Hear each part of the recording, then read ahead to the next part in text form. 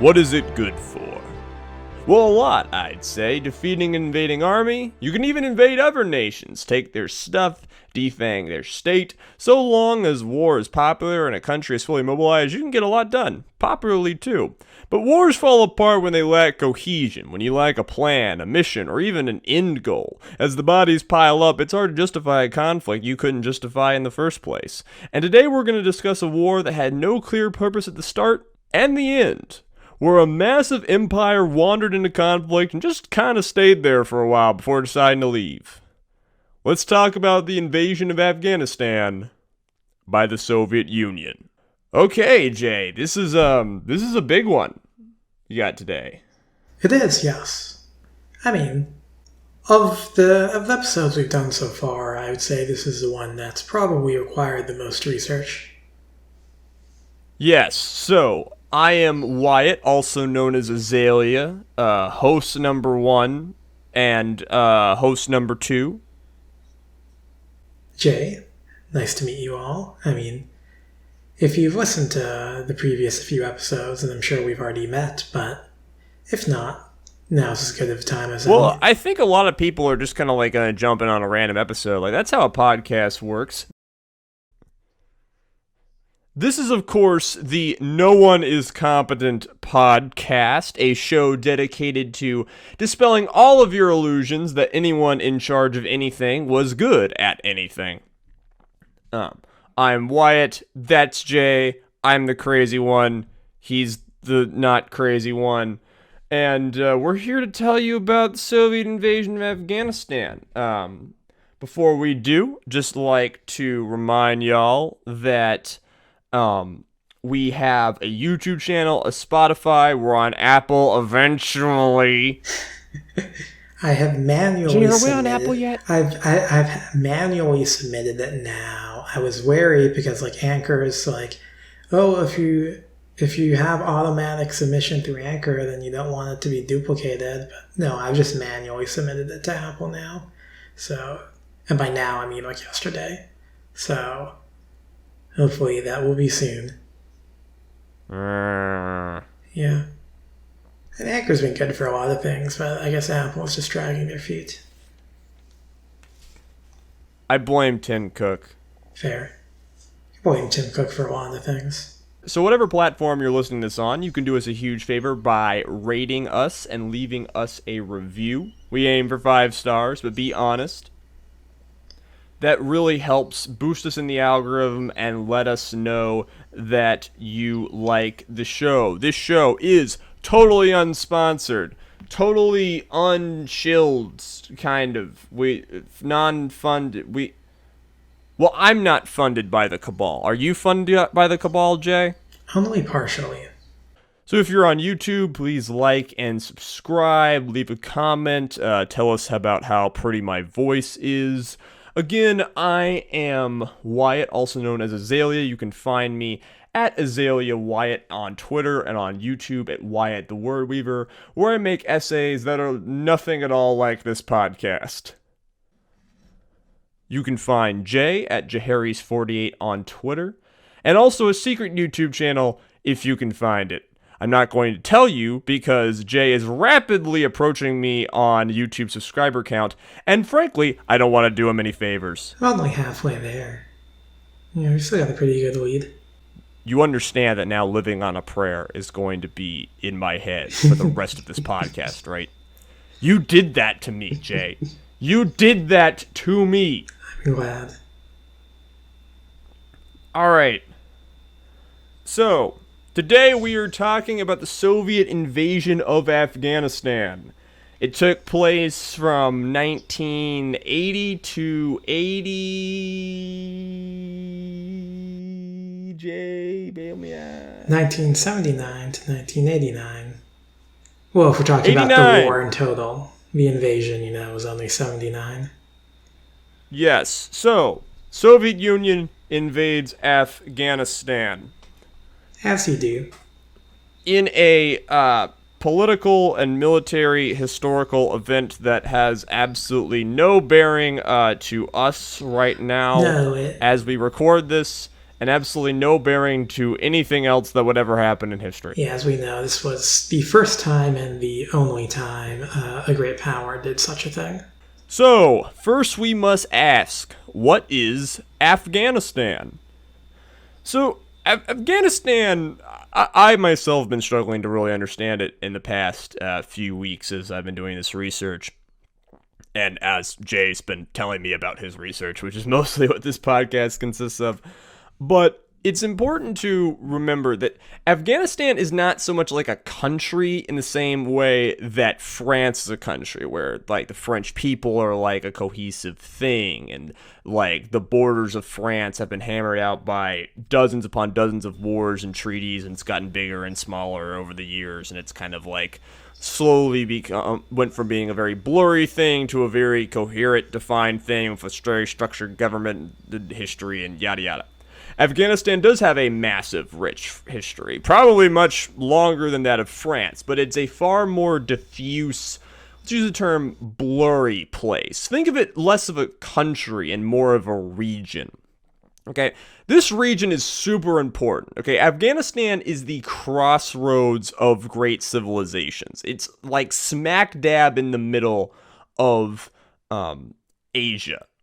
Europe and Eurasia, that's the word I was looking for. It's smack dab in the middle of Eurasia. All right, think back to some of your early history classes in middle school. You learned about the Silk Road. This is this massive series of trading routes that went from the Roman Empire to the Chinese dynasties, and I think it was the Han Chinese during most of the Roman Empire. Yes.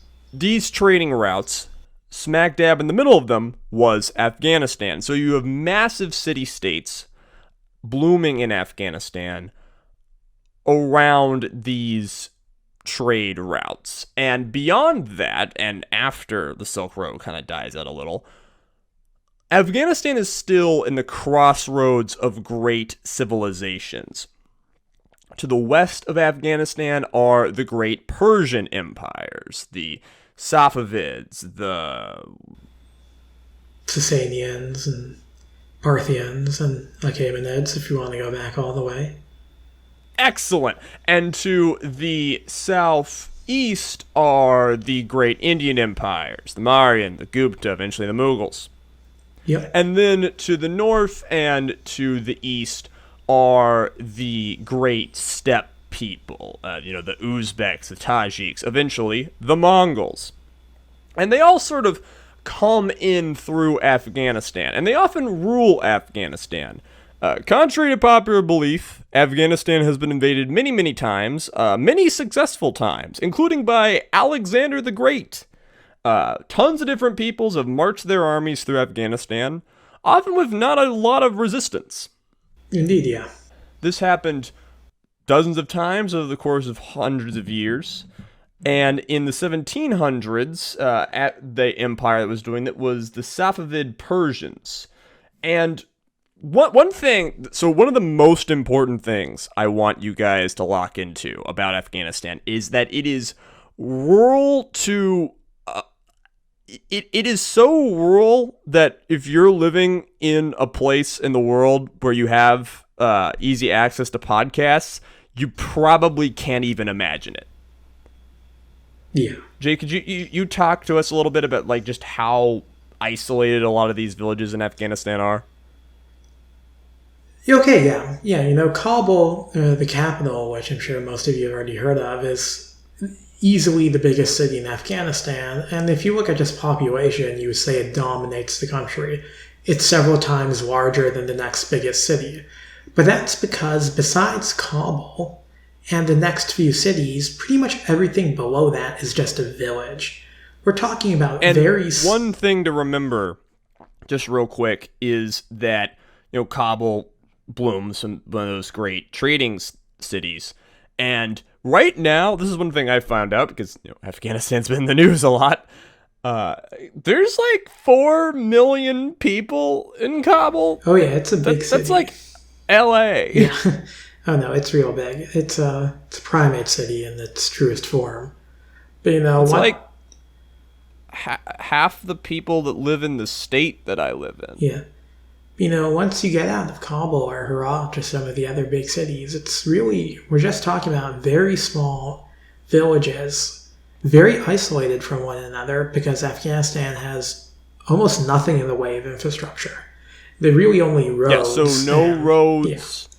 Not a lot of roads, not a lot of trains, not a lot of highways. We'll talk about that a little bit moving forward. But, like, some of these villages might be, like, several days horseback ride away from each other. Like, 50 to 400 people in these places? Yeah, for sure. And we're talking about this over an area that's about the size of Texas. So think about people dispersed through Texas. I mean, this is obviously how people in Texas lived, 400 years ago, even under Spanish rule, but like highly isolated from one another, where the vast majority of the land is depopulated, and most of the time you interact with the same people you've been interacting with for your entire life, and that's only a few hundred people. You do subsistence farming. How's the crops in Afghanistan? They've got wheat. They've got, of course, everybody's favorite opium, that being a major cash crop in modern history. But besides that, you're mostly talking about wheat, millet, some vegetables, and some other grains, and a little bit of a few animals here and there, mostly goats and sheep. So you're herding around these mountains. I know that it's pretty forested in the north, and then it's much more desertous in the south. Correct, yeah. It's probably because the Himalayas block the rainfall. Yeah.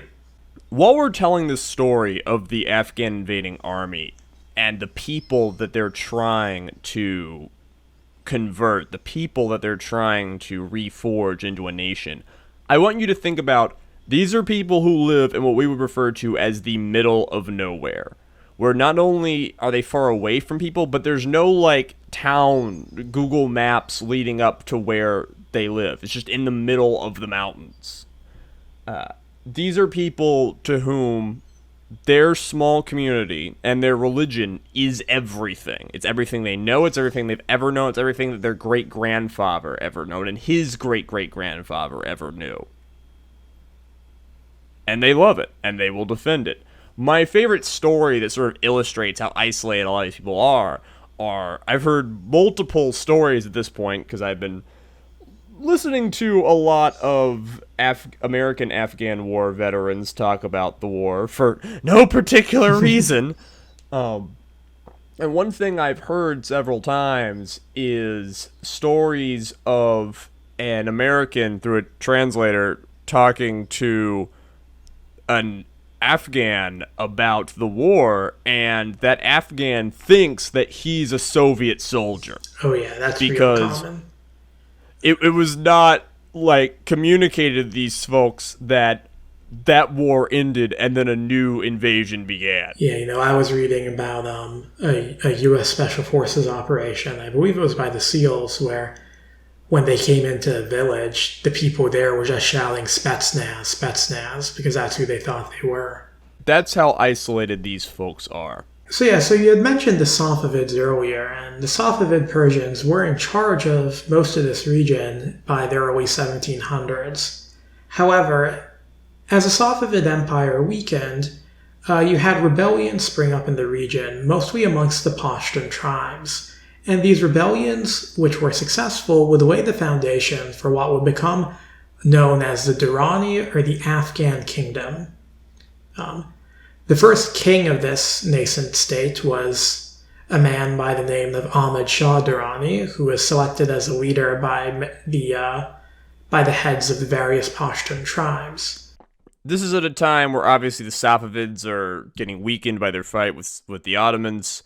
And, it's not hard for a small little kingdom in the east to snap off and make its own thing of Pashtun tribes. Jay, what's a Pashtun? Good question. Pashtuns are It's an ethno-linguistic grouping of people who speak Pashto, which is an Iranian language, so related to Farsi. Now, Pashtuns are all over the area, not just in Afghanistan. They're Pashtuns in Pakistan. They're even Pashtuns. That's where the term Pakistan comes Yeah. from, right? It's Yeah. like land of the Pashtuns. And they're even Pashtuns in India. In fact, I'm of partial Pashtun descent, technically. But in Afghanistan in particular, there's a very high concentration of Pashtun people in the south. And the term Afghan itself is also a term that originally mostly just referred to these Pashtun tribes in the region. So Afghan is not an ethnicity. No.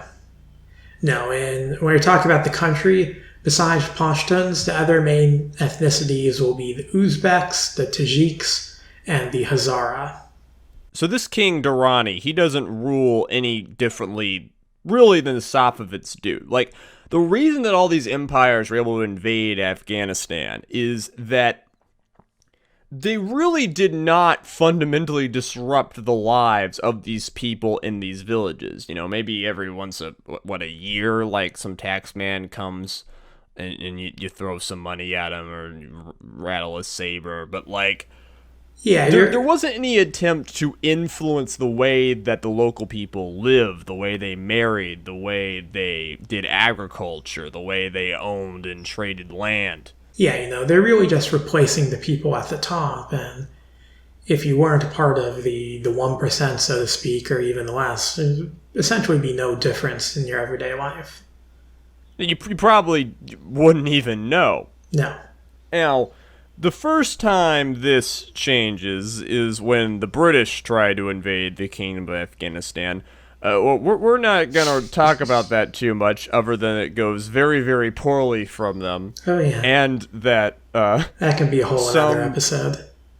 some of the go listen to the Lions Led by Donkeys episode if you want to hear about that. Oh, and also for folks that think this is just going to be a retread of the Lions Led by Donkeys episode, no, but yes, but mostly no. We're going to try to hit things differently. I'm the Lions Led by Donkeys stan on this podcast. Jay has no idea what I'm talking about, and he planned most of this episode. So, We're clean, I promise. Hopefully. Joe Kasabian, if you're hearing this, notice me senpai, big fan. Anyway, so the British and the Russians, they tried invading Afghanistan a few times. This is big bad. Notably, some of the muskets and firearms that the Afghans capture at this time are going to be used against the Soviets. Yes. That is how rural some of these people are. But the Kingdom of Afghanistan, chugs along. Again, mostly having control over that southern part of the country, and even then not exercising a lot of power. There's, again, no big roads, no big trains, chug along, and the world chugs along. In this time, Afghanistan used to be smack dab in the middle of everywhere, and suddenly, with the Ottomans and the British draining and reshaping the way the world works, and then moving into the colonial period, Afghanistan wound up being in the smack dab middle of nowhere. Everything's seafaring now. Everything's by the coasts. The world is getting reshaped by empires based thousands of miles away. And the world chugs on. World War II happens and doesn't really affect Afghanistan all that much. I believe that the Afghan king kind of navigated his way out of taking a side. Yeah, pretty much. But the world is mechanizing, the world is changing, and there's a great power forming on the Afghan border called, of course, the Soviet Union. Now, formal relations between the Soviet Union and the Kingdom of Afghanistan were established in 1919. And since most people here are probably not 100% familiar with the borders of the Soviet Union, you have to remember it was substantially larger than Russia, modern-day Russia. Russia and Afghanistan do not share borders, but the Soviet Union did share a border since Tajikistan, Uzbekistan, and Turkmenistan were a part of the country, or a part of the wider Union of Soviet Socialist Republics. Yes, and the Soviet Union would eventually invade Afghanistan and Operation Storm 33. Do I get to talk about Operation Storm 33? No, not yet. You will eventually, but not yet. Oh, guys, I am so excited to talk to y'all about Operation Storm 33. Still got a couple decades to get through, and really just to speed through the bulk of the middle of the 20th century, all you really need to know is that the Soviet Union had very close relations with Afghanistan. Even though Afghanistan was not a communist state, there were important economic and military partners. And, thousands of Afghan army officers would go to the Soviet Union to receive training. We're not going to talk a lot about, the philosophy of the Soviet Union and exporting communism. Remember, there was a lot of debates between, say, Trotsky and Stalin about how important that was. But regardless of how much they want to export their ideology, and they do want to export it quite a lot, it's always important to be on good terms with your neighbors. Yeah. And Soviet influence over Afghan politics would eventually become so great that they established their own People's Democratic Party of Afghanistan, their communist party, in 65. Now, I don't know how much time you've spent around leftists, Jay, especially young leftists of the college variety, but they don't always get along. No. Yeah. So these leftists divide into some factions. They're called the Kalaks and the Parchamites. You don't need to keep those names in your head. Just know that the leftists don't always like each other. Indeed, they don't. Now, in 1973, the Afghan Prime Minister Mohammad Daoud Khan leads a coup d'etat to depose his cousin, who was the king. And this is when the Kingdom of Afghanistan becomes the Republic of Afghanistan. Daoud Khan was initially supported by the communists, but he would eventually purge them from his government as a part of an attempt to establish a single-party state. Okay, when you say purges, what does that mean? So he's mostly just firing people. He's mostly not actually killing people, though a few people were sent political prisons, essentially. We will see he is not the most radical leader in our story today. But he is radical enough to piss off a fair amount of people. And a lot of anti-Daoud leaders will actually end up in exile in Pakistan and other countries. Okay. So, Khan will rule this nation. He's never democratically elected, is he? No. So this is a republic, but functionally one king has been replaced by another king, just with a different title. Yes. Now, things really get cooking in 1978 with the sour. We're going to butcher a lot of pronunciations today, and we might as well start here. I'm not really sure. I believe it's sour, but I just want on the record, correct me. Because Jay's Pashtun, everything mispronounced today is his fault. I am taking absolutely no blame. I wash my hands of all of this. I'm Pashtun in the sense that, an American whose family moved from Germany in the 1760s is German. That's my degree of Pashtunness. Listen, when we do an episode about the various failures of SEC football, I can be there to make sure that Valdosta State University is pronounced correctly. Okay, so I already forgot. Doesn't really matter. Okay, the SAUR revolution. 78. This isn't so. That guy, Daoud Khan, he gets thrown out and killed. And he gets thrown out by those communist factions that were brewing. Okay? Now, here are some names that are actually important for y'all to remember for a bit.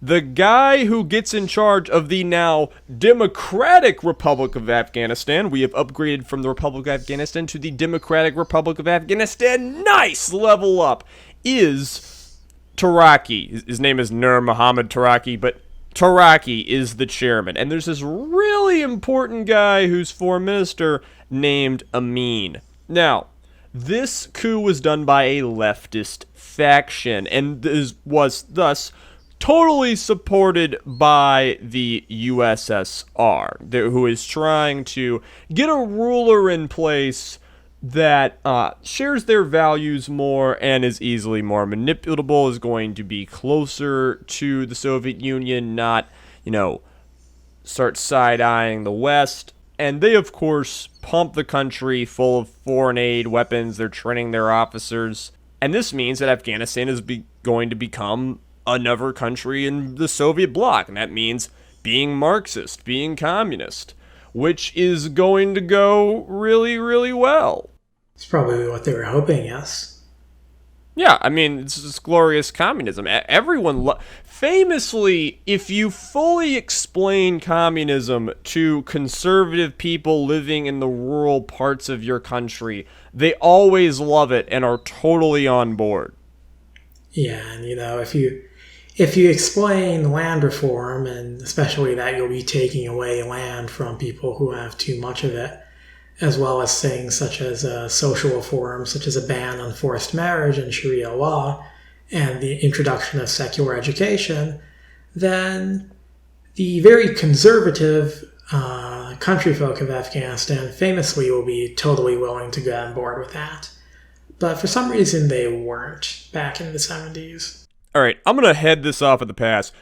There really are no good guys in this story. There are people who are better than other people in the Soviet-Afghan War, but there's a lot of bad. And trying to find like a good guy and a bad guy here, especially with like our modern values, is going to make things difficult. So for example, when you hear about taking away land from the rich and giving it to the poor, you might say that's great. When you talk about banning forced marriage and secularizing and ending Sharia law, a lot of you guys are like, yeah, that sounds like a really great thing to do. It probably was. But remember, this is the way these people have only known how to live.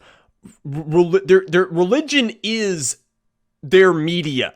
Okay, this is the same way that Europeans lived in, say, 1200, right? Like, their religious life is their Twitter, it's their news, it's their YouTube, it's their TBS, it's their sports, entertainment, it's their everything. It is all of the media going through their brains a lot of the times. It's very, very important to them. They take it very, very seriously. They get a lot of joy out of it.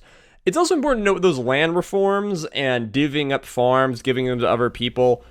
This massively disrupted the food supply in Afghanistan and led to a lot of shortages. And one big takeaway from this podcast, you need to know, people love rights, people love voting, people enjoy being able to have their freedom of speech, people want to eat. At an utter baseline, people want to eat.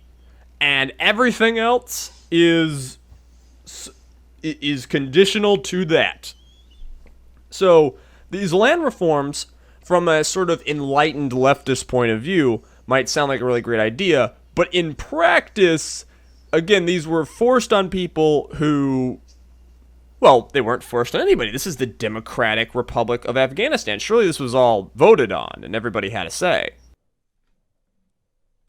Well, not exactly, they were brought into power by a coup d'etat, and they really didn't have many elections. So, yeah, not quite the most democratic of republics, I suppose. So, you could say this is like really the first time, maybe since the British, that a force is really trying to impose its will on these villages.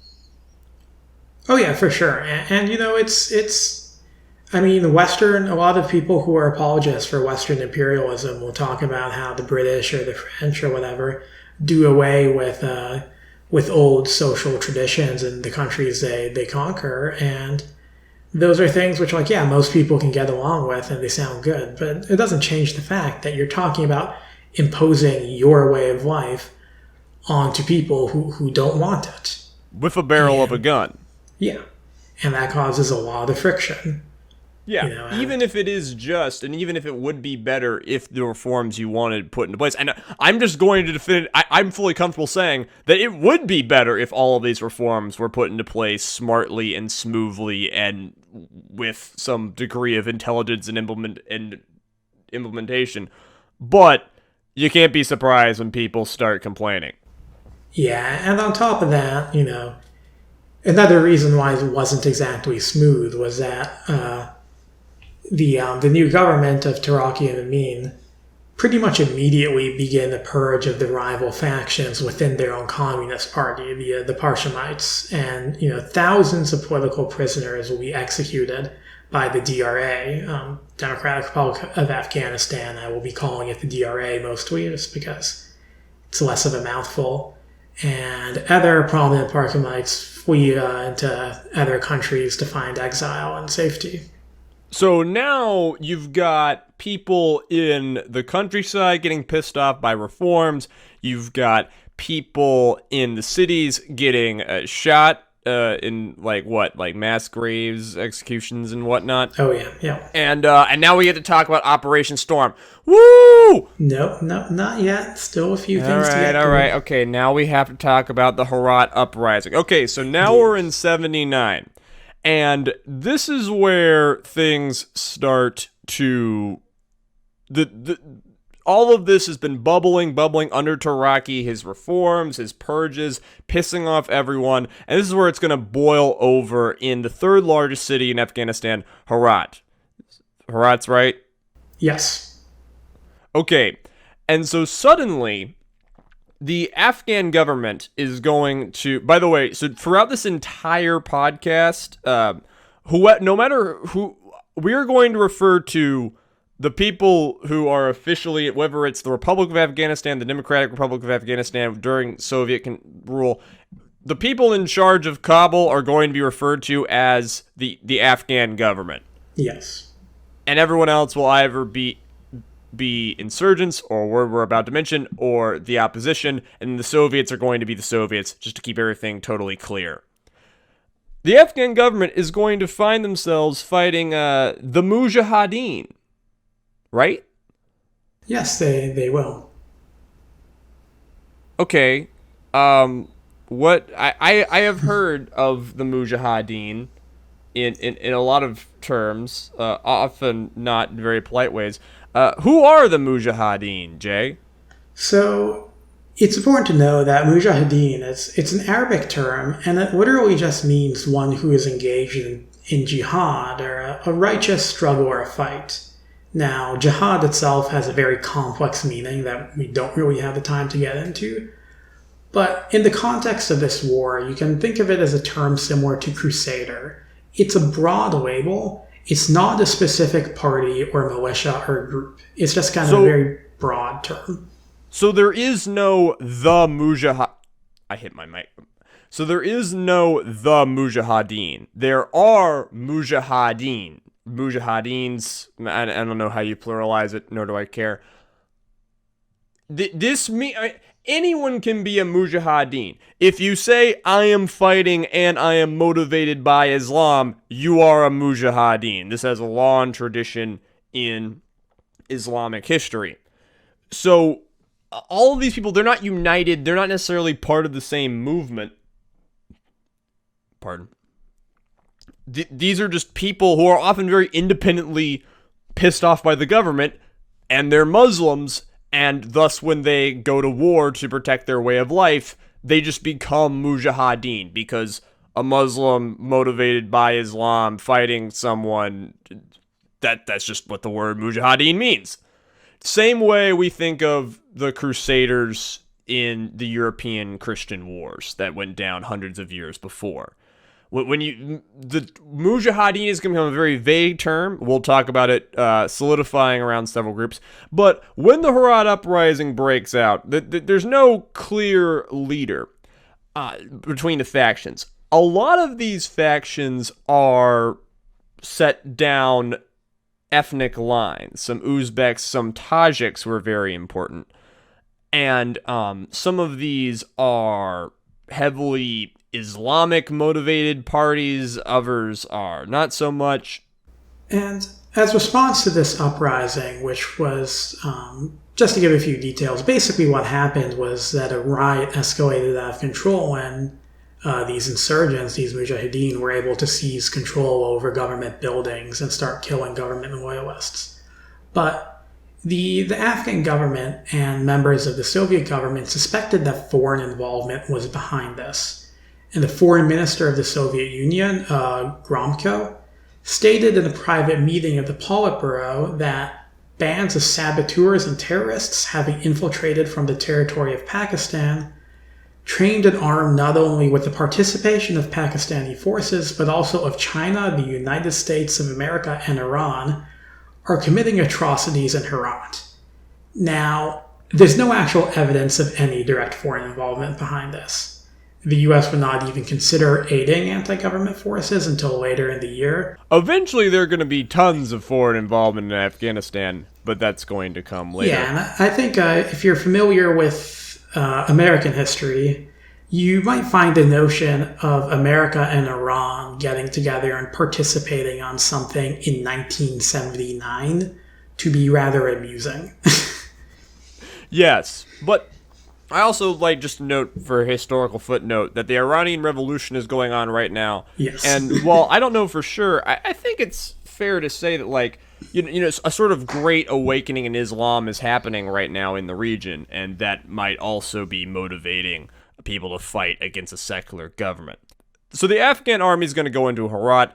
This is at first going to go very, very poorly when a bunch of soldiers end up actually mutinying and joining the insurgents, because remember, a lot of the army is controlled by different leftist factions that the central communist government is attempting to purge, and they don't necessarily like that central communist government.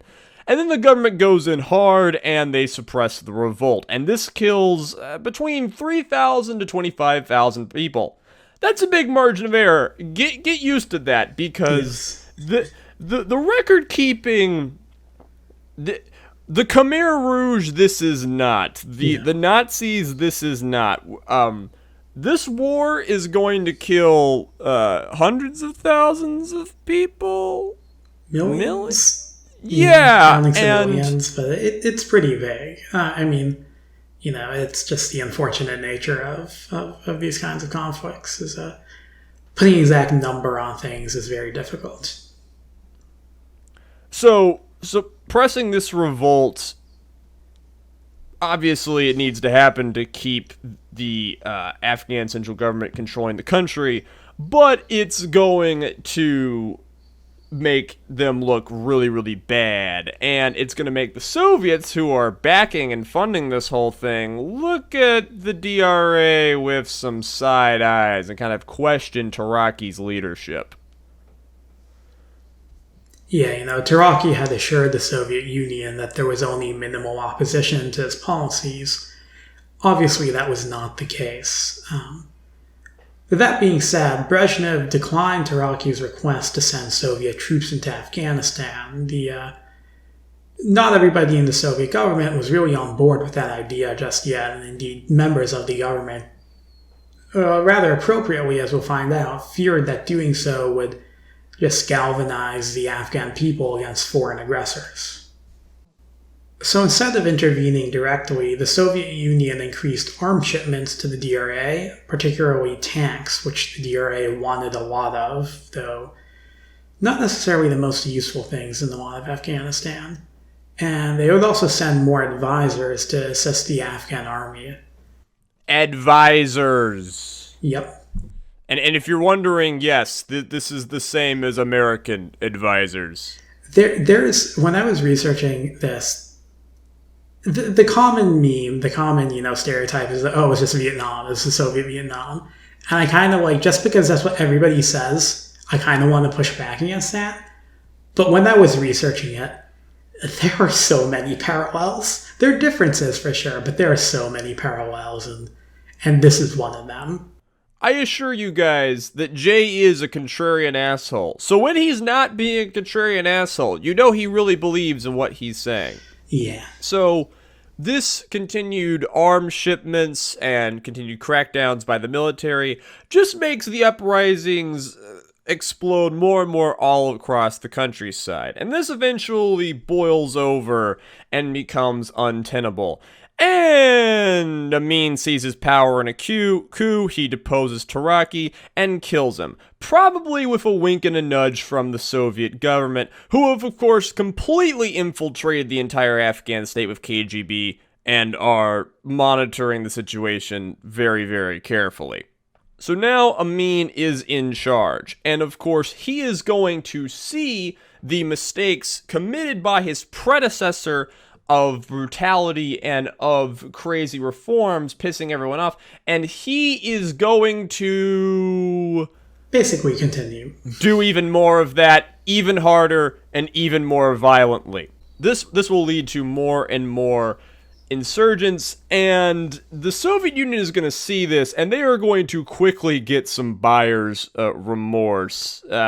Amin was often drunk. He was often prone to fits of rage. Remember, he's both talking to Soviet officials all the time, that they're in his cabinet, they're advising his military, they're training his soldiers, and also tons of people around him are KGB plots. So there's plenty of messages getting sent to Moscow that, like, this Amin guy is, he ain't it, chief. Now, as Soviet leaders became convinced that Amin was unable to govern his own country, debate began within the Soviet government on the prospect of direct military intervention.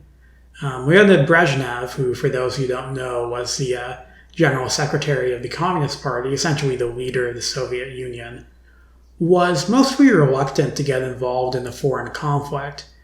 And other members of the Soviet government and military, most prominently Marshal Nikolai Ogarkov, today we will ruin both Pashtun and Russian names, who is the chief of the General Staff, essentially their equivalent of the chair of the Joint Chiefs of Staff. He was opposed to the idea, fearing that it would galvanize the locals and the international community against the Soviet Union. But a bunch other guys in the Soviet Union, like the foreign minister, the defense minister, and the chairman of KGB, they wanted direct intervention. We're not going to get huge into the structure of how politically the Soviet Union worked at this time. A lot of times you might see Brezhnev called the dictator or ruler of the USSR. And while he was the guy at the top and he could kind of rule by decree, there were the Soviet Union was intensely bureaucratic, even though they didn't really like keeping records of all the people they killed. They were still intensely bureaucratic. There are tons of people with lots of power and authority and the ability to exercise that authority, often in conflict with one another. It's super easy to hear something your superior says and then just say something differently to the people that you're commanding. And it's also important to note that Brezhnev was at this point really, really, really freaking old and decrepit in his 70s, and was he also very drunk and barely coherent at this point? I mean, there are stories of him frequently confusing Azerbaijan and Afghanistan in speeches. So, yeah. Was probably, this is, this guy isn't like Joe Biden. He doesn't have access to that premium Western adrenochrome to keep him pumping as a leader in his 70s. And I am going to get so canceled for this. I'm not. Oh, no, I just made an adrenochrome joke on the podcast. I'm not going to edit it out. Don't.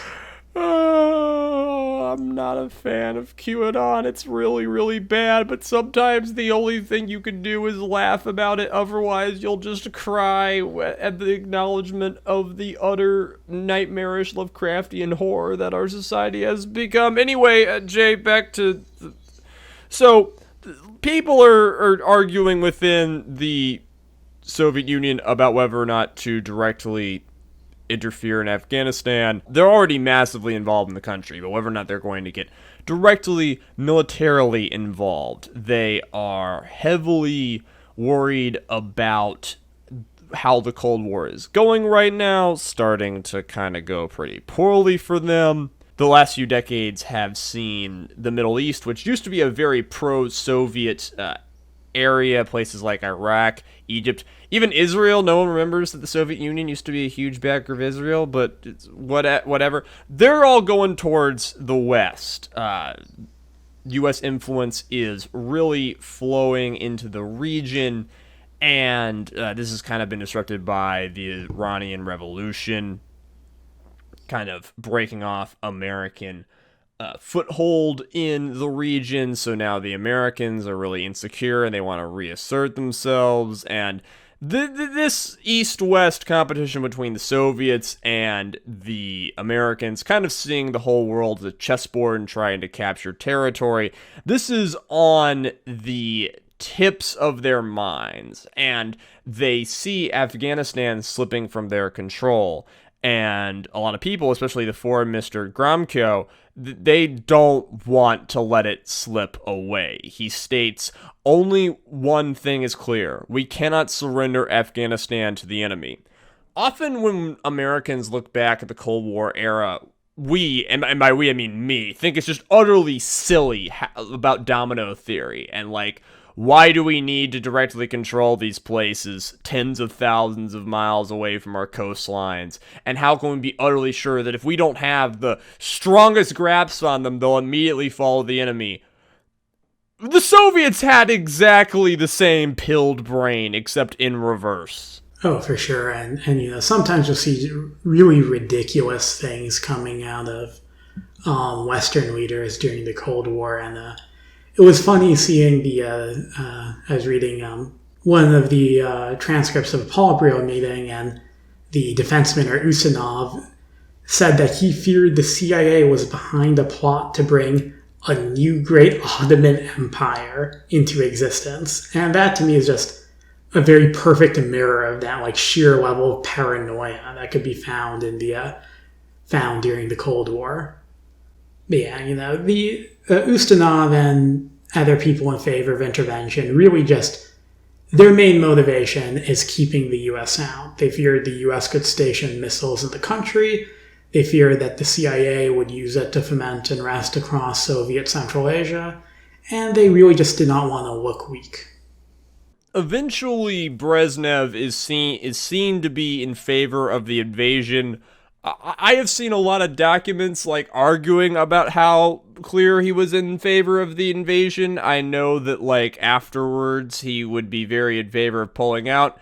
At this point, again, Brezhnev's reign was coming to an end and his mind was deteriorating, and it was kind of unclear how much he was in favor. If anything, it would often change day to day. But enough people in the Soviet leadership thought they had to go ahead that they decided to go ahead. And now we're going to have the Soviet army invading Afghanistan. And it's all going to go really, really, really, really well.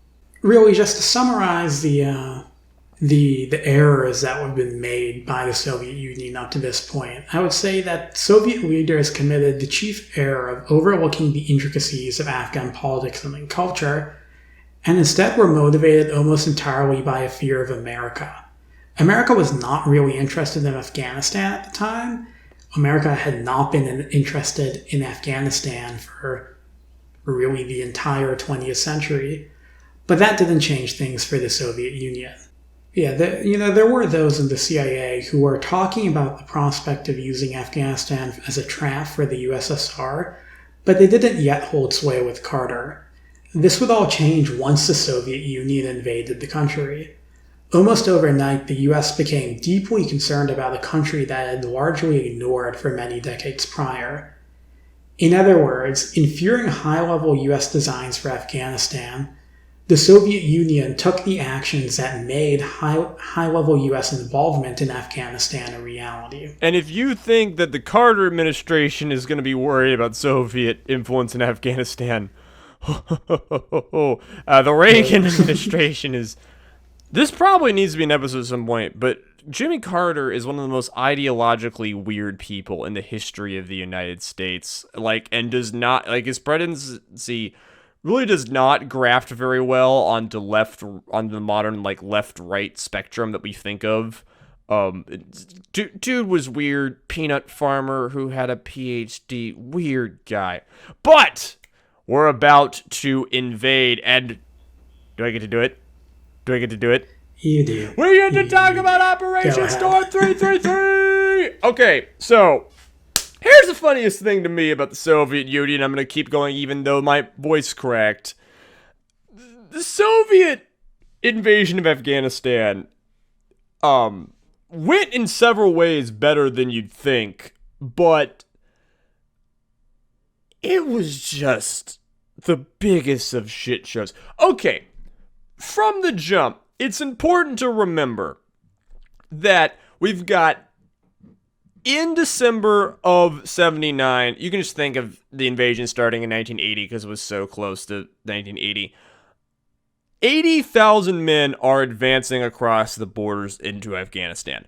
Remember, there's not a lot of roads. There's no trains. Okay, in order to get to Kabul, everyone has to go in trucks through one tunnel called the Salang Pass that would several times catch fire and kill hundreds of people and hundreds of soldiers because it was dug by hand and wasn't ventilated very well.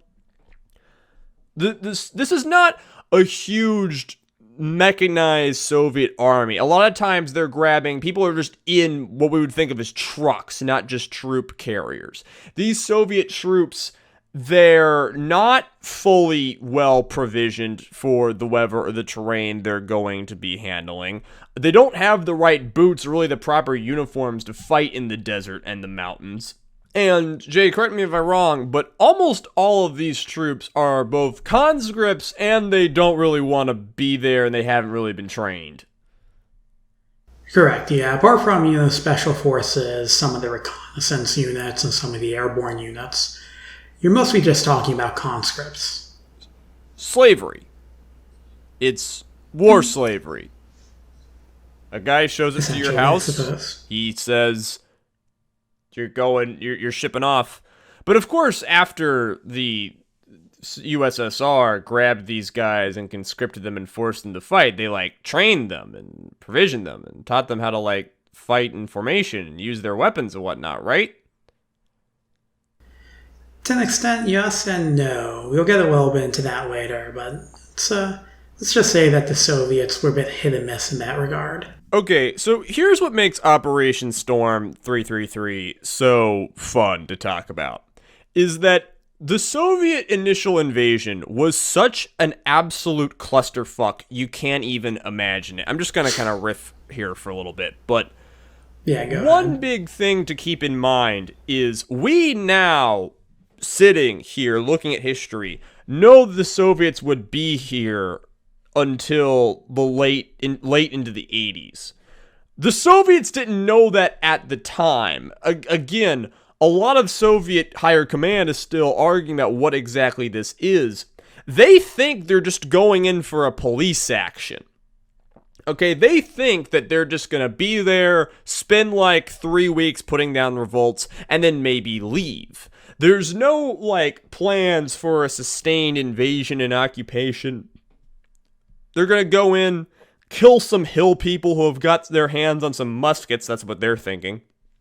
The mighty Soviet army. We defeated the Nazis. How hard could this be? Never mind the fact that the Red Army is a shambling husk at this point compared to the glories of World War II. And most of these men are barely trained and barely armed, and we'll get into later how bad it was for them. Remember, Kabul is utterly flooded with KGB and Soviet assets at this point. But it was not fully communicated to all of those people what they were trying to do. So, for instance, Amin is at this point, again, he's drunk, he's crazy, he's angry, he's super paranoid about being poisoned. Like, he's throwing out his food. He's having people clean, like, the grass and his clothes constantly around him. He's super paranoid. And it was a good thing that he's paranoid, because his chef, that was a Soviet operative, on this day in December, late December, this is like, I think it's the 27th, poisons him. Okay, great. Amin's been poisoned. He's going to die. The Soviets are going to get what they want. Until Soviet doctors think Amin is dying, don't know that that was the plan, and pump his stomach and save him. Amin, his personal bodyguard, was hundreds of Soviet soldiers. And now Spetsnaz and KGB operatives are going to be trying to kill them. And on December the 27th, Kabul is going to get invaded by the Soviets in the most slapdash, rancid, ass-backward way possible. Okay? Amin is going to be unconscious for a lot of this fight. You're going to have his Soviet bodyguards, are going to have Afghan security forces. You're going to have KGB and Spetsnaz operatives. Remember, Spetsnaz just means special forces, so there's several different units. Several different Spetsnaz units. They might not have the same orders or be on the same wavelength. And meanwhile, while all this KGB and Spetsnaz operations are going down, regular Soviet troops are invading. So essentially what will happen, Operation Storm is going to last between 40 minutes and an hour, and the USSR will essentially attack itself.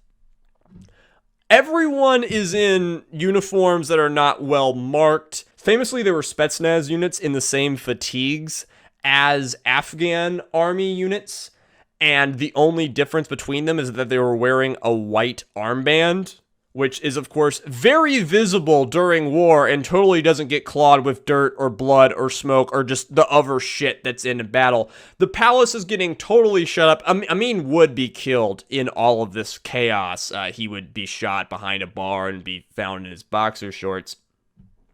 But Amin, at this point, would be shouting to his people, like, we couldn't be attacked by the Soviets. He thinks he's being attacked by, like, Pakistan or the US. The Soviets are on our side.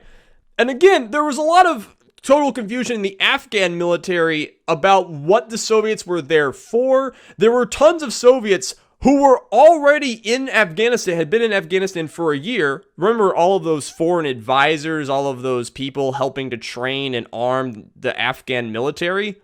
They were not in on the plan! So you have KGB and Spetsnaz trying to kill Amin. You have the Soviet guards of Amin trying to protect him. You have the Soviet army officers and people who are already in Afghanistan working with the Afghan army that don't know this is going on. You have another 80,000 men Afghan army invading. And so it's hard to get a full body count, but between like 9 to 40 people get killed. It's probably not as chaotic as exactly as I was making it sound, but just know that in all of this utter shit show, you have actual factual Soviet soldiers bayoneting each other, because again, they don't know fully about who's on whose sides, and the uniforms are unclear. And around 7 o'clock in the night, you just get into an intense firefight. Again, part of this is the Afghan military fighting the Soviet military. So the Afghan soldiers are not fully clear whether or not they are at war with the USSR, because again, you'll have an Afghan officer, like, seeing he's getting invaded and then turn to the Soviet officer that he was just talking to, being like, wait, are you guys invading us? And the Soviet officer would have no idea what was happening. Yeah, really, just reading about it, one of the funny things is the Soviets justify it by saying they've been invited by the Afghan government, even though there was no such invitation. It was, countries lie, governments lie, they do it all the time. Well, didn't Amin want more Soviet troops in the country? He got what he wanted. Oh, Amin did, but when the Soviets actually crossed the border, that was not on, that wasn't due to formal public request by Amin. They just kind of did it and said that, we've been invited. Amin was pleased by it, but members of the Afghan military didn't know that, that was supposed to happen. Yeah, so there's a big firefight. You have Soviets killing Soviets. Most of the casualties were Afghans. There's like a few dozen Soviet deaths compared to at least 350 Afghans killed. Eventually, someone from the government goes on the radio and declares that Amin was tried by military tribunal and he was shot as an enemy of the people. Which is to say, we don't know exactly how he was killed, but again, he was found behind a bar and it was probably just a Spetsnaz or Soviet guy going door to door and just got shot. Maybe he might not even have known it was him. Might have been killing like his aides as well. As December of 79 is going to go into January of 1980, 80,000 Soviet troops are in Afghanistan and they are ready to put down the rebellion. So we're like an hour into this podcast and now we're actually going to start talking about the war. You're welcome. Alright guys, and now that I have ranted about one of my personal favorite historical acts, Jay is going to come in and make this a lot more clear, because he is the researcher, professor man, historian, boy. B-O-I, boy. You my boy, Jay? I like to think you're my boy. Not exactly certain on the definition of boy, B-O-I. Well, it's the least gendered pronouns. It's like, I suppose. You can be my boy, but you my boy. Y'all all my boys, audience. I love y'all. All right. Because I love anyone who pays attention to me. Because I'm a narcissist. So the initial Soviet strategy revolved around their troops seizing control of cities, bases, airports, and other key locations, and installing Babur Karmal, who was the Parkamite who they picked as their hand-chosen successor to Amin, as the new leader of the country. So remember, there was Taraki, then there was Amin. I don't even remember the guy who came before Taraki. Jay, don't say it. We're not overloading our audience with names, but now the guy is Karmal. Karmal. And like a nice, I'm just thinking about like a caramel, like a butterscotch, like nice little candy. It's a nice little. Who doesn't love caramel? Who doesn't love butterscotch? Everyone's gonna love this guy. Yeah, he's famous for being such a heavy drinker that the Soviets had to selectively pick bodyguards who wouldn't get drunk with him, because he otherwise he just kept on getting his own bodyguards drunk by throwing parties. Really, we won't be talking much about Karmal. He's not a very effective leader, but he was pretty amicable to the Soviet Union. We replace Amin, the angry drunk, with Karmal, the pour everybody shots drunk. Yes, essentially, yes. So, and of course, the Soviet Union, it was very easy for them to find sober, straight-edged soldiers who had forbade the drink. Yeah. Well, you're moving up. Yeah. Now, even though the Soviets were able to seize control of Kabul and pretty much every other big city, even medium-sized cities and key locations in the country, insurgent attacks on Afghan government forces and facilities continued. And this really left Soviet generals with a conundrum, because they had not been given any real instructions on what to do after taking up positions in the country. Yeah, so essentially, the Afghan government has now been replaced by the Soviet government, and the Mujahadeen groups are seeing this, and they're like, well, you replace the thing we don't like with another thing we don't like, and so we're going to keep doing what we're doing. Yeah, and the Politburo hadn't told them what to do. They had more or less just had to go into the country, get rid of Amin, and replace him. So the generals don't know what to do. No. And if the generals don't know what to do, like, what the heck are the regular officers and then NCOs on the ground supposed to know what to do? They definitely don't know. And, like, is it clear at all if the old Afghan soldiers are, like, now enemies? I mean, I know most of them are surrendered, the most of the generals and the officers in the Afghan army basically just went along with the new Karmal government. So at least on paper, they were loyal to Karmal and thus loyal to the Soviet Union. In practice, you'll have lots of desertions and just people not showing up for whatever reason throughout the entire Soviet war in Afghanistan. But at this phase, we're not building up the Afghan military super hard. We're still talking about the initial months in 1980 where we've invaded, and now what do? And a good quote illustrating this from the author Simon Saradzian is that the Soviet leadership failed to define what would constitute the ultimate long-term success once the initial goal of regime change had been achieved, made it difficult for both the leadership and commanders on the ground to understand, once Amin was removed, whether the Soviet intervention was succeeding, failing, or stagnating. For you business boys out there, this you can perk your ears up and know that the Soviet army lacked key performance indicators. So we've got basically 3 problems so far. Number 1, the Soviet Union invades Afghanistan without understanding at all any of its people or what they're doing, why they're doing, their way of life at all. Number 2, they do not have really a plan for what to do after they get there. And 3, springing off of 2, is they have no way of really measuring their success other than whether or not they're getting shot at by Mujahadeen. Yeah, and given the situation, the Soviet leadership was essentially left with 3 choices. They could simply maintain the current disposition of forces in Afghanistan, occupying cities and strategic locations. They could instead expand the mission of Afghanistan into one actively combating the Mujahideen, or they could just withdraw.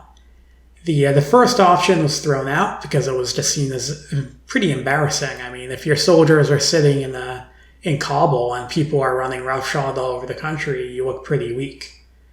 The third option was also thrown out because, again, withdrawing is the ultimate sign of weakness. And that meant that the only option left for the Soviet leadership in their mind was to double down. It was to expand their mission and actively go after the Mujahideen. So, who are the Mujahadeen? We've already spoken about how a lot of these people are just guys in their villages, and it is, of course, all guys, picking up guns to defend their ways of life. And, of course, over the course of, 79 rolling into 80, rolling into 81, these guys would join up with people who are funding this and also really good military leaders. And this forms 7 factions that are nicknamed the Peshwar Seven. That's after a base of operations in Pakistan. We will be talking about Pakistan soon, but for now, put a little pin in this. Probably the most important guys. We could throw around some names like Rabini or Masood, the Lion of the Panjshir.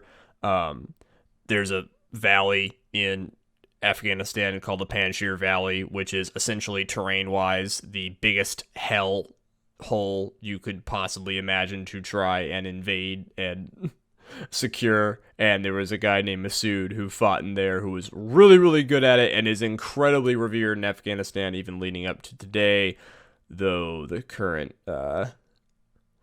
people in control of Afghanistan probably don't want that to be a thing. Anyway, No, not exactly. These people are generally conservative, these 7, the Peshwar 7, and they're only really united by their opposition to the Soviet Union. Sometimes they would lightly fight against each other, but as Soviet invasion cranked up, they would be focused mostly on the enemy. And it would be really easy to be focused on the enemy and to fight that enemy because instead of just picking up the musket that your great-great-grandpappy fought with 100 years ago against the British, there'd be some new weapons coming into the country for these Mujahideen to pick up. Correct, and most of these weapons would be delivered by Pakistan. By far the most important foreign backer of the Mujahideen was Pakistan. In America, people generally just think of the CIA because, we're Americans, but Pakistan was vital to the Mujahideen. Real quick, just let's remember our geography. Pakistan is on the eastern border of Afghanistan. It's right Southeast, there. Yes. So they have a huge interest in what happens in the country then and now.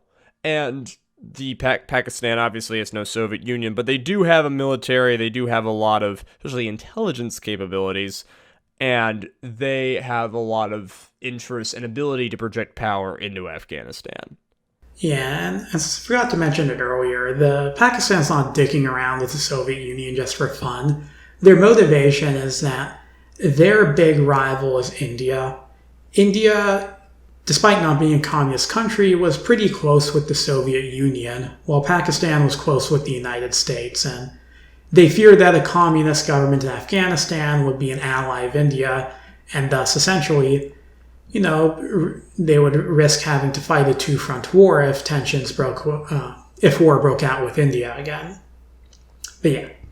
So Pakistan served as a base of training and operations for the Mujahideen, and it was a safe haven for them from Soviet attack.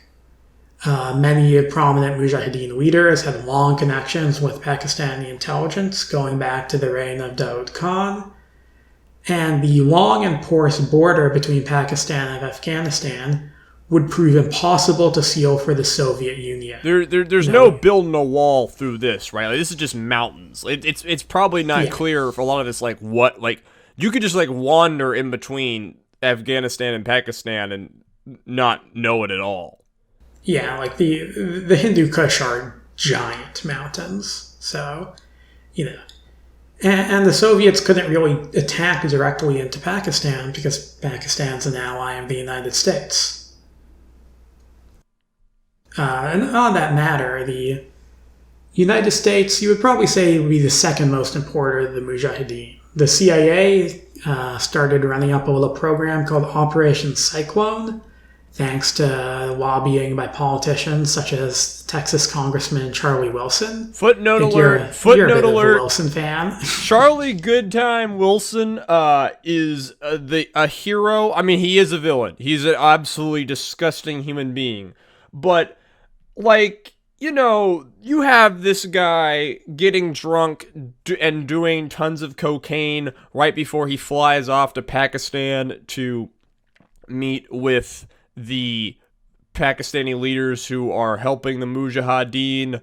There are stories of him basically going big game hunting in Afghanistan, except instead of hunting like an elephant or a rhino, he's trying to shoot down Soviet helicopters with Stinger missiles. While being high as fuck. We gotta figure out how to do an episode on this guy, because he's a huge career before and after this. Yeah. But Charlie Goodtime Wilson, he was on a congressional committee in charge of appropriating funds to essentially overseas wars, and he would find this conflict in Afghanistan and Pakistan, fall in love with it, and really want them to be heavily funded with all of the toys they could want. At this point in the early mid-80s, Afghanistan and the Mujahideen fighters of Afghanistan starts to become a bit of a cause celeb inside America. Remember, Ronald Reagan is in power. We have patriotism and nationalism swelling in the U.S. They can smell blood in the water of the Soviet Union and are really trying to push to destroy them through American might. Most famously, this resulted in the movie Rambo 3, which has a slide at the end that says it's dedicated to the brave Mujahideen fighters of Afghanistan. And it is. And it was. And they are very brave. Yeah. So, when we say that the CIA funded the Mujahideen, you'll see a lot of people saying that. that is true, but Pakistan is the middleman.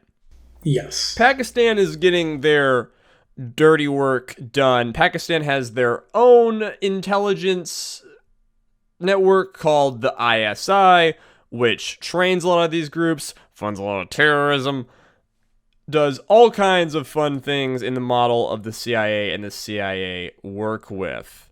You also have some weapons flooding into the country and funding from Egypt, funding from China even a little bit. The Soviet Union has been around for a very long time at this point, and they are not very well liked. Remember, the Mujahadeen are invested in this war. It is their villages getting oppressed. It is their way of life being threatened. But a lot of people just want an excuse to beat up the Soviet Union. And the Mujahadeen need the weapons and they need the funding. So this leads to a lot of, for example, remember, the Soviet Union is seen as a giant atheistic nation. How much that is true is like kind of debated and depends where you're at. For example, tons of the Soviet soldiers inside the Afghan invasion were Muslims, especially the Tajiks and the Uzbeks who were there. One thing about this war that I always think about is how you have a lot of Gulf Arabs who want to fight the evil and atheistic Soviets going over there. You have some rich Saudi princes and the sons of billionaires and whatnot, essentially kind of going on vacation in Afghanistan, throwing tons of money around, buying tons of guns, maybe shooting at a helicopter once but never getting close. One of those names you might be familiar with was a Saudi militant by the name of Osama bin Laden. He dipped his toes in Afghanistan. His importance is his importance in the fight against the Soviet Union will be kind of inflated by his own PR after the fact. But just know that the little boy Osama bin Laden was there. He was fighting and kind of learned that he liked it. Yeah. Put a pin in that guy. The podcast might revisit him. Perhaps. So now it's probably about time to talk about how the Soviet army was a bit of a shit show at the time. From the initial deployment of roughly 80,000 men, the Soviet presence would grow to a peak of over 100,000 soldiers. But in spite of their impressive numbers, the army initially found combating the Mujahadeen to be a surprisingly difficult task. I'm going to quote here from a book called The Bear Went Over the Mountain by Lester Grau. This book is actually mostly just a translation of a study by a Soviet military academy from 1991, so after the war. It's very interesting. This quote's from Grau. He says that the Soviet army was structured, equipped, and trained their forces for nuclear and high-intensity war on the great northern European plain. The terrain, climate, and the enemy were entirely different from what they had prepared for. In this locale, their equipment functioned less than optimally, their force structure was clearly inappropriate, and their tactics were obviously wrong. Yeah, the Soviet Union won their Great War against the Nazis with massive tank formations and sweeping over these flat European plains in their massive armies. And, tanks are almost completely useless in Afghanistan, right? Yeah. The very few areas where they're useful. Because, again, most of this terrain is just too mountainous to use them properly. And even then, there's, getting the tanks into Afghanistan is hard because, maybe you can airlift some in. I don't know exactly how easy that was at the time for the Soviet technology in the 80s, but almost everything coming into Kabul has to go through one tunnel in the mountains.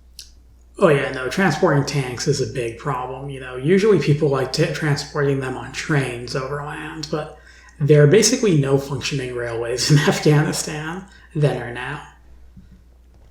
So you pretty much just have to drive them. And a funny thing about tanks is you'll hear about, when they're in valleys and they get ambushed, their guns, the main gun on the Soviet tank doesn't actually point upwards far enough sometimes to shoot the people at the top of the mountains.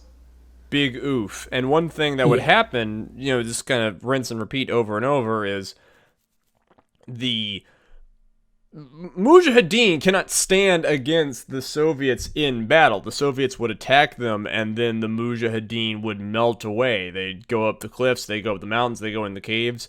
And so they would, quote, lose the battle, but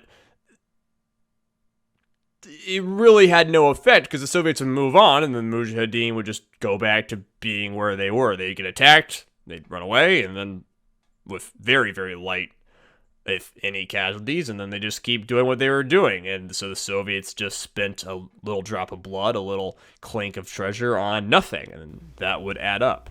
A part of this Soviet ineffectiveness was due to the fact that their doctrine placed a heavy emphasis on massive operations designed to capture land or defeat conventional enemy forces. The system was emphasized over the individual, with NCOs and lower-level officers generally not given much room for improvisation.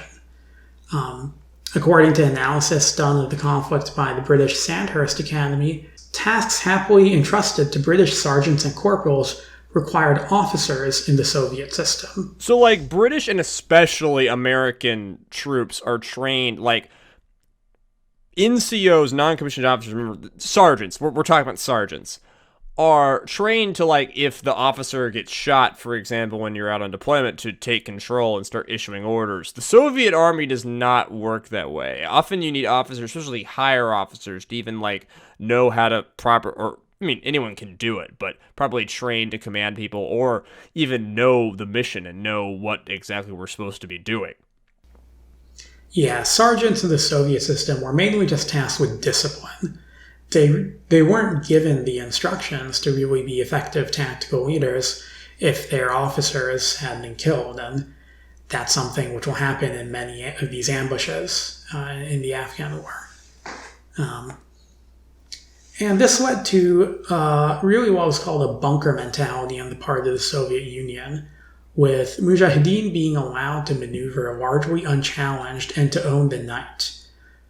Ground reconnaissance and flank and rear security was neglected by the Soviets, and there was excessive reliance on artillery, air, and vehicle-delivered firepower at the expense of maneuver and dismounted infantry closing with the enemy.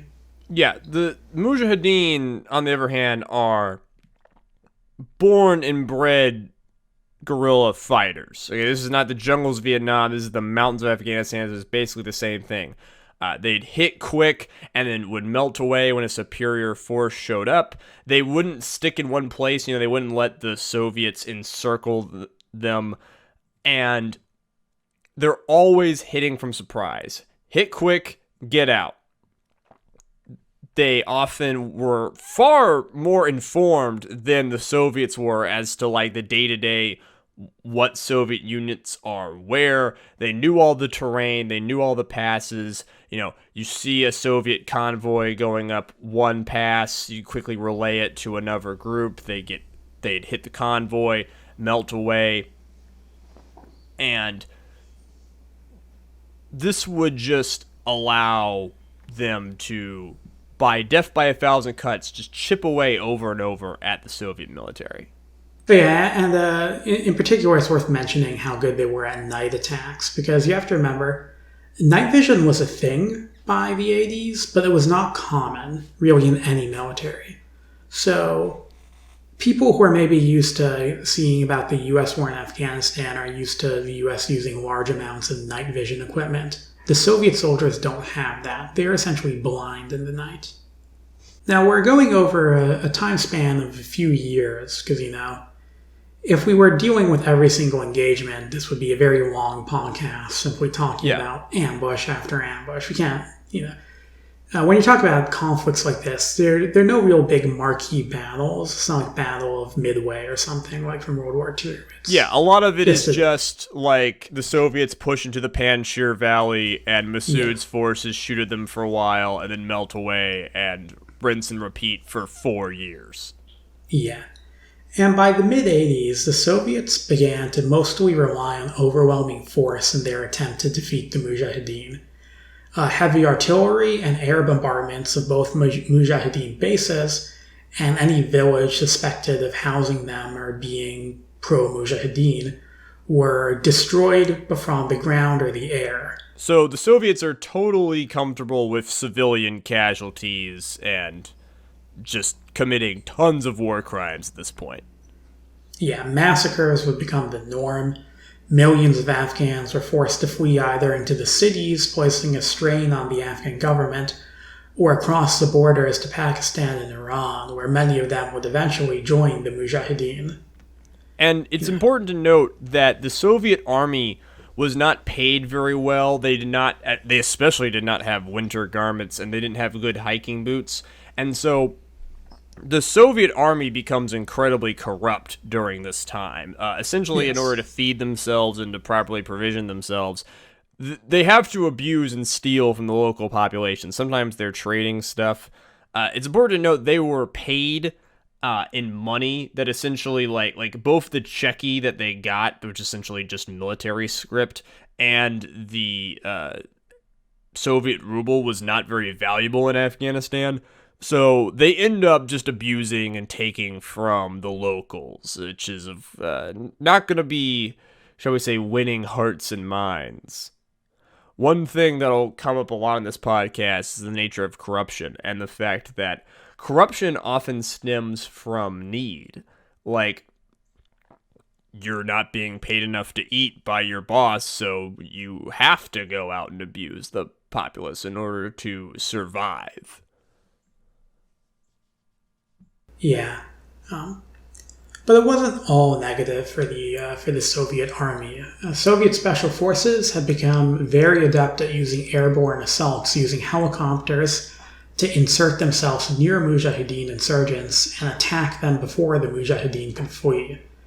Additionally, Soviet helicopter gunships, most notably the famous Mi-24 Hind, were brought into the fight, and these would devastate Mujahideen forces who had little in the way of anti-aircraft weaponry. These successes, however, were too limited, and even as the countryside was increasingly depopulated by Soviet firepower, the ranks of the Mujahideen swelled with both Afghan and foreign recruits. From what I'm hearing of this, in this first phase of the war, like from 80 to 85, the Soviets aren't losing like a ton of people, and they still have incredibly powerful weapon superiority, right? Yeah. And they also have that trump card of the helicopters, only waiting for the Americans to come in and say, be a real shame if something happened to those shiny helicopters. So, in 1986, the CIA, they're not just content with transferring money and weapons into Afghanistan through Pakistan. They want to get the Afghans some real shit. And they start transferring Stinger missile systems. Now, Stingers are a pretty new technology at this point in history. Like, their infrared homing technology had really only entered U.S. service in 81.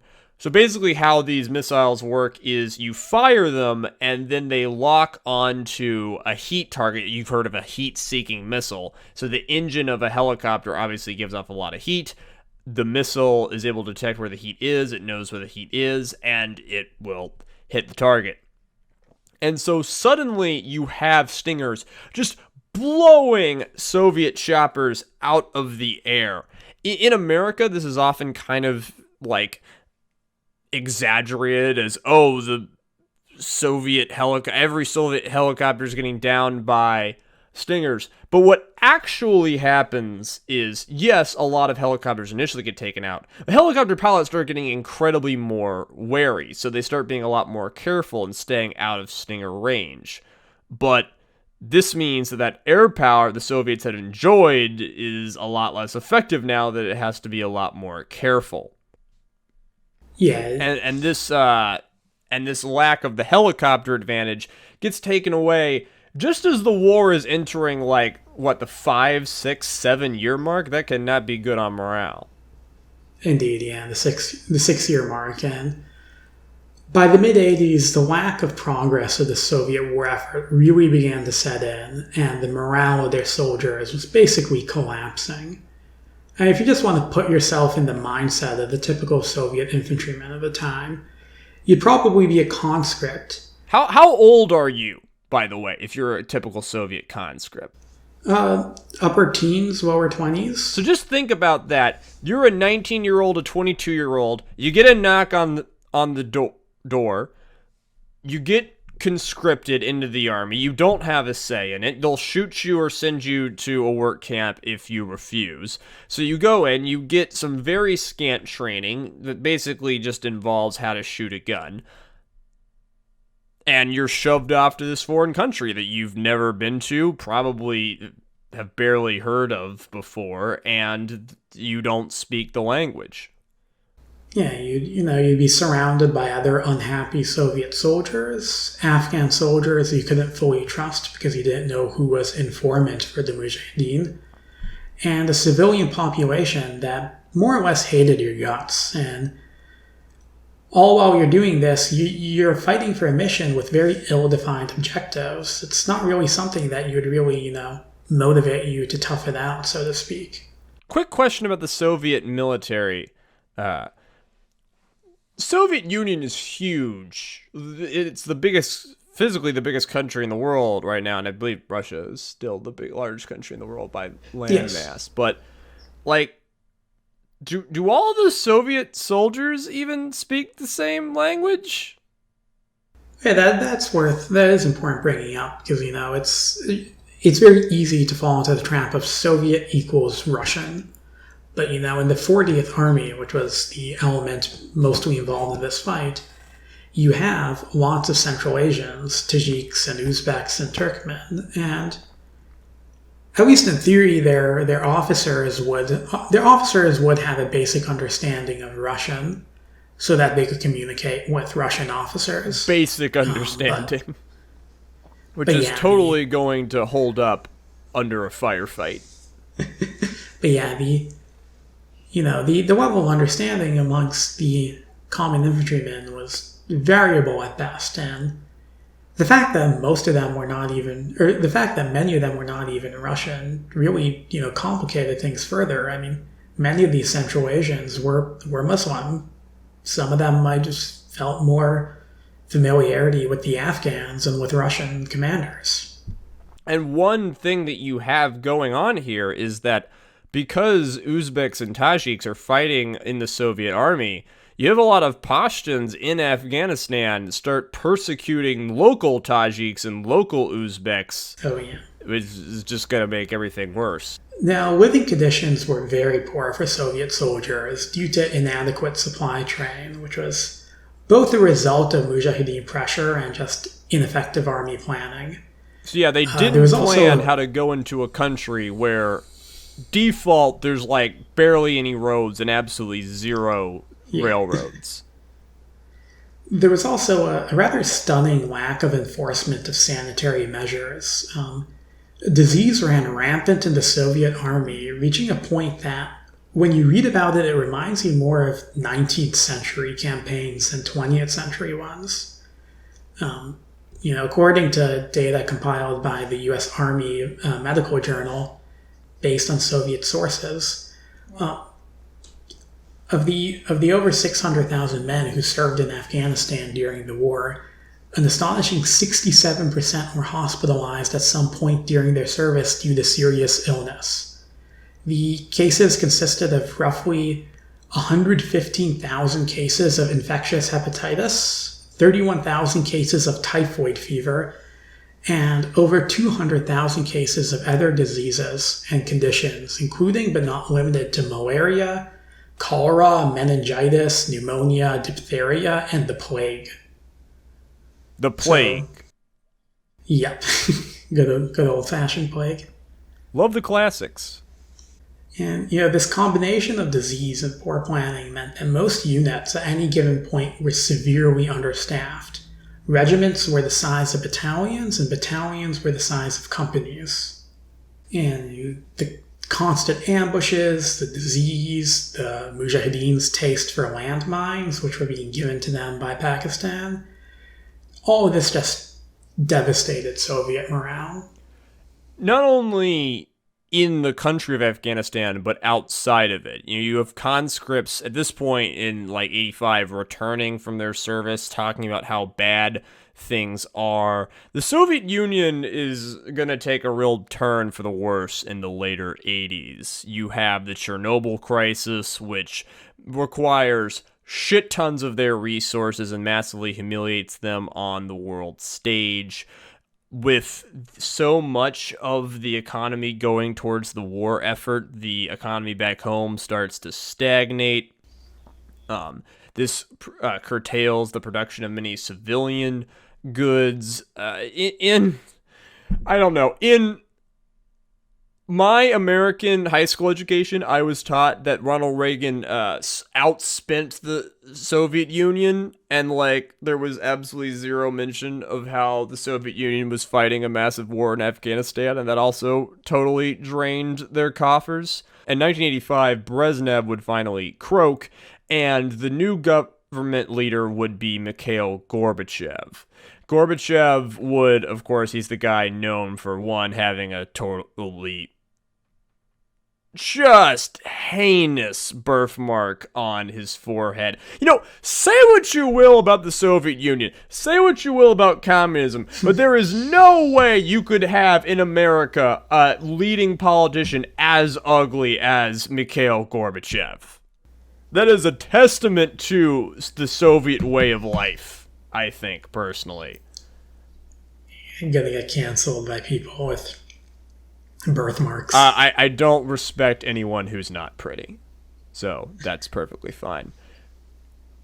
Like, what's the point of... I'm not going to go on a rant about vanity, but man, I love being pretty. Anyway, so Mikhail Gorbachev, besides the birthmark, besides being another crazy drunk, he's known as the guy who let glasnost and petroika in. He's the guy who let the Soviet Union relax, let a little more freedom of speech. And this, of course, allows people to speak about how, oh my God, the war in Afghanistan is the most heinous piece of shit I have ever been to. Everyone is sick and dying and not paid and starving and don't have the right boots. In the Soviet war, you have commanders getting their hands on rip-off Adidas sneakers and passing them out to their men to fight within Afghanistan because the Adidas sneakers rip-offs are better for fighting Afghanistan than the boots that were issued. And all this would lead to the Soviet Union and the army beginning a policy of reducing their engagements with the Mujahadeen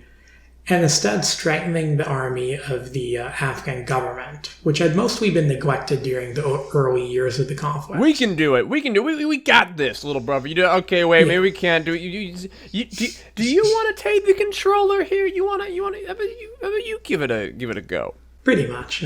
And with Soviet backing, Babur Karmal was ousted as the leader of Afghanistan. They replaced him with Mohammad Najibullah, the chief of the Afghan secret police. I want to do a rundown. Okay, so first we have the king. Yep. Then he's deposed by... Muhammad Daoud Khan. And then he's deposed by... Taraki. Technically there's a guy before Taraki, but he's like only in charge for like a week or so. Okay, so then Taraki is opposed by Amin, and then Amin gets killed, and they install... Karmal. And then Karmal gets replaced by... Najibullah. And Najibullah will be the guy going forward. Yes. Yeah. The last leader of the DRA, who we will talk about, because he was the last leader of the DRA in general. Yes, Najibullah would go down with the ship in every way that entails. Yeah. Now, before that happened, Najibullah began an attempt to negotiate with the Mujahadeen and appear less radical. He even reverted the name of the country back to the Republic of Afghanistan from the more communist-sounding Democratic Republic. But the Mujahadeen largely just ignored his approaches. One big thing is that Najibullah is like a part of essentially the Afghan version of the KGB. Oh yeah, and they were brutal. the Afghan secret police were very brutal. Can you just riff for a bit about Soviet? Like, we already talked about the Soviets like indiscriminately bombing and shelling Afghan city, but can you talk us though a little bit about the secret police and just like some of the war crimes that went down in this period, just how fucking evil the Soviets were? Oh yeah, I mean the KGB and the KHAD, the COD, which was the Afghan secret police, were you know, enhanced interrogation or torture, so to speak, was essentially their go-to method of extracting information. You grab a guy off the street, you start ripping his fingernails off, you say, name 10 people who are in the Mujahadeen, and eventually he just starts naming names because he wants the pain to stop. Yeah. One of the more effective tactics of the KGB during the war was they would actually embed their spies with the Mujahideen and convince Mujahideen commanders that other Mujahideen commanders were ready to sell out to the Soviets, and they would basically just start these factional wars amongst the Mujahideen. That's really one of the few tactics the Soviets ended up being pretty good at, though. In the end, usually Pakistan or the CIA would step in and smooth things over. But because of all this, torture and just manipulation, people did not trust this guy. So the Peshwar Seven, would you say that they really wouldn't be friends if they didn't have, like, the Pakistanis and the Americans sort of, like, mediating and helping them communicate and come together?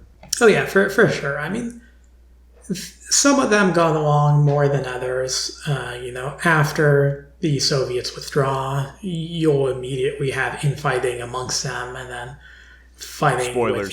with the rising Taliban once those are a thing. But yeah, they're no. We're not talking. I was gonna jumping ahead a little bit. Let's not mention the big T word yet. Yeah, it's a good reminder to go back to '88 when Najibullah's government signed an agreement with Pakistan called the Geneva Accords. This was also overseen by the U.S. and the Soviet Union.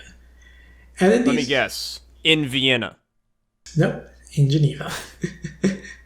But in these accords, Afghanistan and Pakistan agreed on a policy of non-interference in each other's affairs, and the USSR agreed to withdraw their forces from the country by the end of 1989. This was really, Gorbachev signaling that he wanted out and they were finally getting out. So, let me get this straight. Najibullah, the guy in charge of the Afghan military, starts trying to negotiate with Mujahadeen, but it doesn't go very well.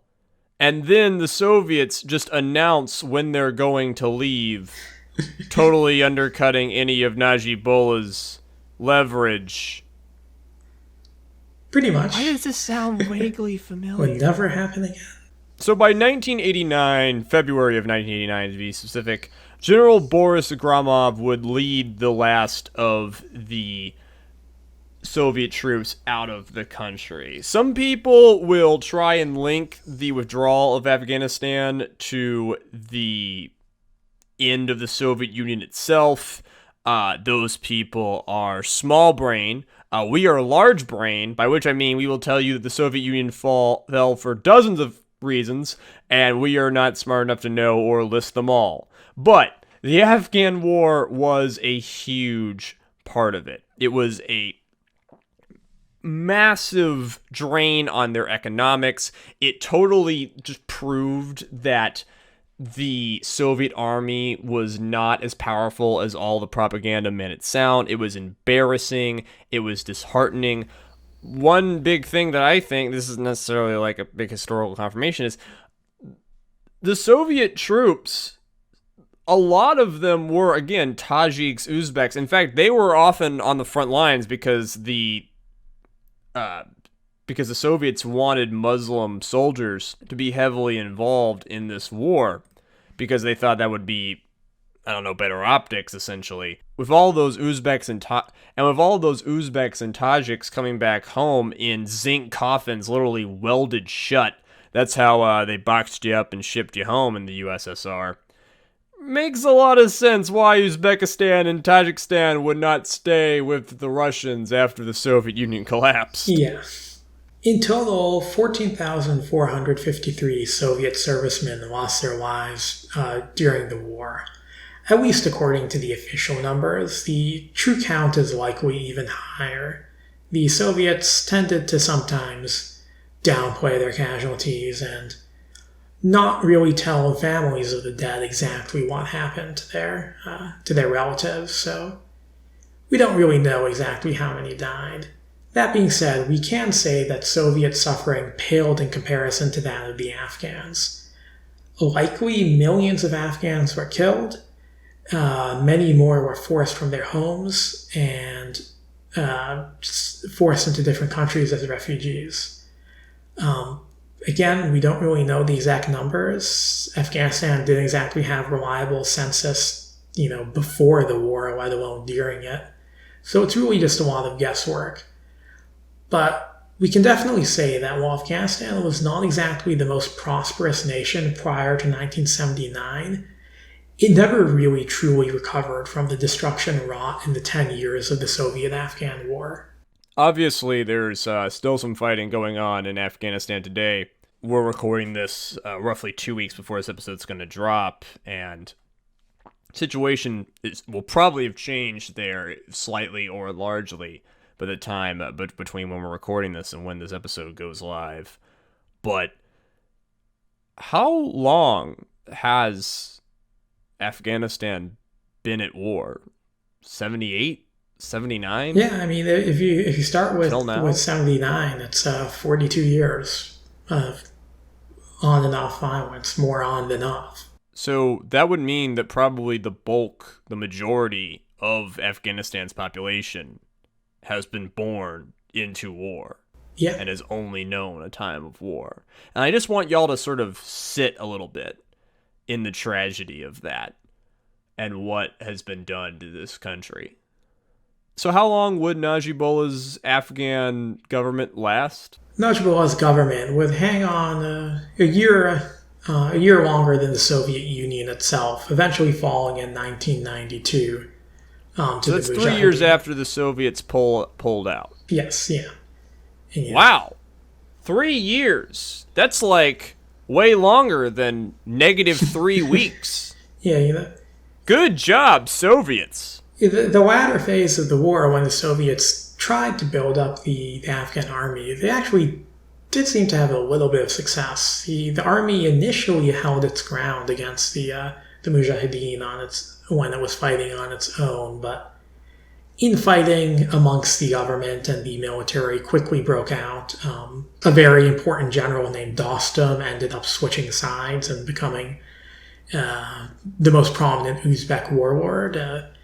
That really weakened Najibullah's government. Najibullah did his own purges and pissed off a bunch of people, because that's what you do if you're a communist. The biggest thing, though, was that the U.S. and Pakistan did not hold up their end of the Geneva Accords. They continued to support the Mujahideen. The Soviet Union repeatedly complained about this to the United Nations, but there was nothing they could do about it. Yeah, because they're the United Nations. And the Soviet Union's falling apart. I'm totally in love with you attempting to re-spark your War with Rose Twitter. But it's time that we start wrapping this podcast up. This has probably been our longest one at this point. Going over the lessons learned, the Soviets didn't understand the Afghans, cared little about their culture or the source of their hostility. They sent in troops with little planning or training, and then didn't support them while they were deployed. The war was initially successful, but was drowned out into a quagmire. Soviet forces were bled dry by 1,000 cuts, fighting a force that knew the terrain far better and were more motivated than they'd ever know. The Soviet-backed Afghan government was weak, partially because it's hard to win hearts and minds when you're shelling people's homes indiscriminately and torturing randos on the street. And I'm sure at this point, all of this is starting to sound painfully familiar to you. We're recording this episode on the 20th anniversary of the 9/11 terrorist attacks.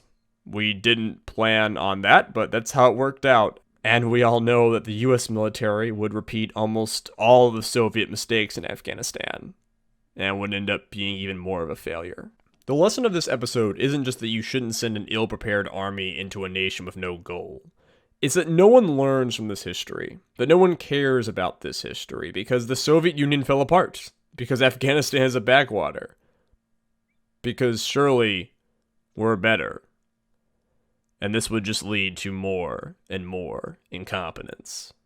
One of our motivations behind doing this episode is the fact that we plan on spending a little bit more time in Afghanistan, so to speak. We'll be doing what will probably be at least a 3-parter series on the hunt for bin Laden, the Battle of Tora Bora, and the U.S. war in Afghanistan in all its glory. Because this podcast does not exist in a vacuum. Me and Jay have been watching what's going on in Afghanistan, and we both desperately want to understand how it happened, what went down, and we felt the need to go all the way back to the Soviet-Afghan War to set the stage.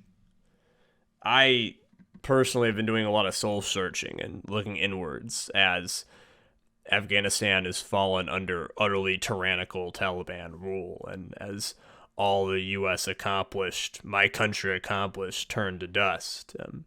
Sure, Jay, you're also been in a lot of thoughts about it. Yeah, it's definitely been a subject which I've spent perhaps more time thinking about the past month than I had for several years prior, which is probably a part of why the U.S. got in this situation in the first place. We had all kind of just forgotten about the Afghan War, despite knowing that it was going on. But anyways, it's a topic for a later podcast, which will not be next week. Yeah, so we will do the hunt for bin Laden. We will do the U.S.-Afghan War. That will not necessarily be next week. We're going to kind of keep you guessing because partially we have to do... Oh, Jay, can you even... I don't really want to think about the metric fuck ton of research that's going to be required to properly do the U.S.-Afghan War. Oh, no. For now, just listen to the Hell of a Way to Die podcast. Yeah. That's what I'm going to be doing.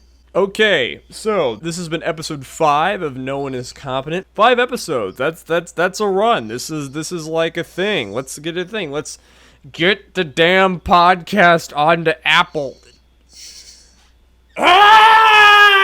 I want to be famous so fucking bad. Anyway, I am Azalea, also known as Wyatt. I am Azalea Wyatt. Azalea Wyatt on Twitter. I often get confused because, again, the names are equal and both important, and I forget which one I put later. But I tweet funny things and memes and cool stuff. Jay also tweets cool stuff at Jaharis48. You can find us both on YouTube. I'm at Wyatt the Word Weaver, and Jay is again just at Jaharis. I think is 48 also on your YouTube channel?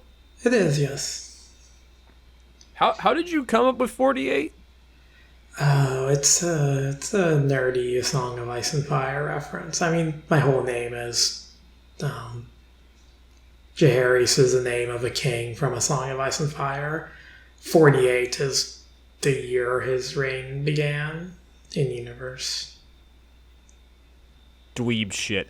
Anyway, we would love it if you would rate and review us on Apple, on Spotify, leave us a comment on YouTube. It really helps out. We do this podcast with no funding or outside motivation other than the fact that we wanted to do a podcast and thought it would be cool because... I don't know, there's a lot of podcasts out there. Most of them are bad, and we just thought we could do a better job. Also, I wanted an excuse for Jay to teach me more about Afghanistan. Our music is done by the legendary Sam Bryce, and we will see you 2 weeks from now on Friday, bright in the early in the morning, because I'm not going to forget to render the episode until Thursday this time, and everything will be smooth. And I won't have to skip a shower because I'll be sending Jay the podcast in a frenetic email at the beginning of the morning right before I go to work. And then I forget to check my email and don't actually upload it until the evening. All right, y'all. Be good.